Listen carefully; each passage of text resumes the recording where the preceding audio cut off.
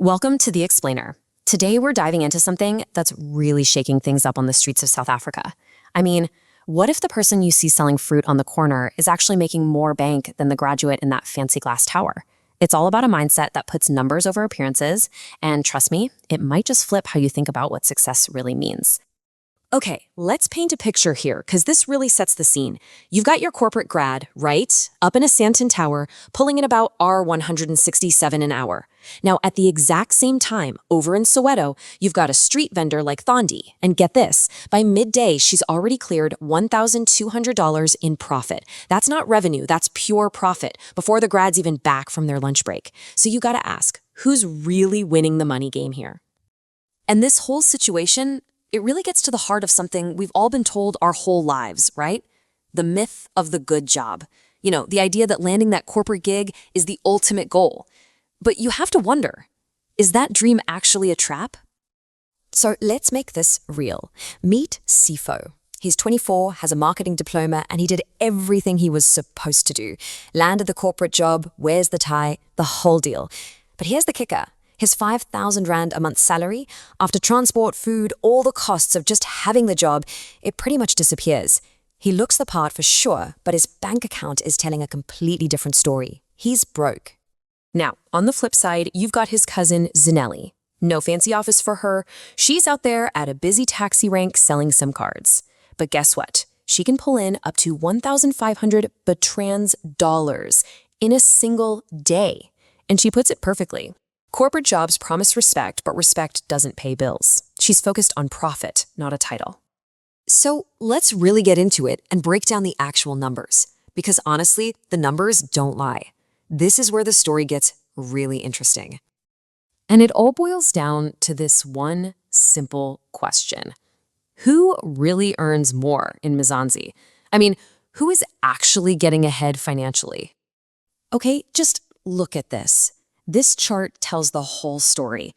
You've got Sipho, our corporate guy, at R5,000 a month. Then there's Vuyo, a gardener, more than doubling that at R12,000. And then Nomsa, with her car wash business, is pulling in R36,000. It's not even in the same league. The difference is absolutely massive. So why does this happen? Well, this quote from an HR manager in Joburg, it's pretty revealing. They say, graduates accept R1,000 Rand a month jobs because they're scared of the streets. We know this. Wow. So companies literally know this. They know people are afraid of the hustle, and they use that fear to keep salaries low.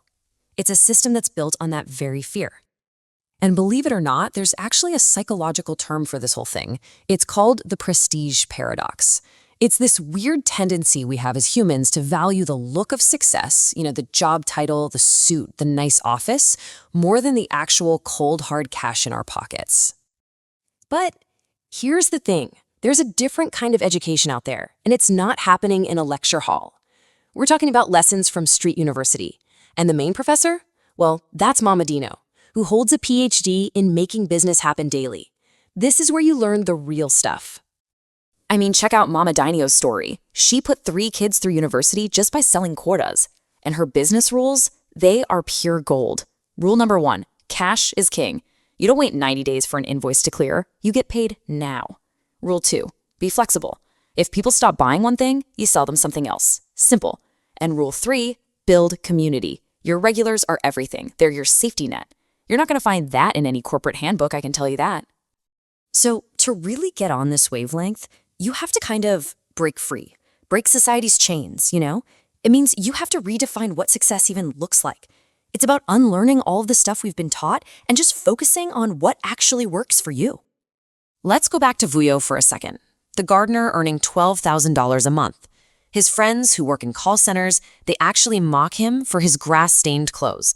But here's the thing. While they're laughing, he's quietly earning triple what they make. Who do you think is really winning in the long run? And this quote from entrepreneur Lufeno and Du, it just hits the nail on the head. He says, "We've been brainwashed to equate success with sitting in an air-conditioned office." It's so true, right? It's this deep-seated idea that's been planted in our heads, and it's holding a lot of people back from real financial opportunities. Okay, so this is all great in theory, but how do you actually do it? How do you build your own hustle?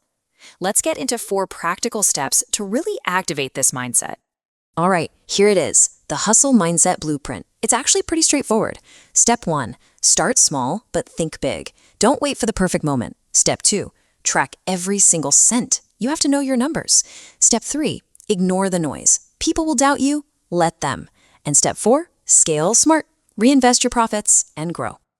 And let's be super clear about something. This is not about dissing education. Not at all. It's about taking that education and making it work for you, not just for a boss. I mean, look at Andiel. He left a call center, started a burger stand, and now he uses his degree to calculate his profits faster. He tripled his income. His education is his tool, not his cage. So what we're really talking about here is a whole new way of looking at work and success in Mzansi. It's about rewriting the story. This is the new gospel of financial freedom.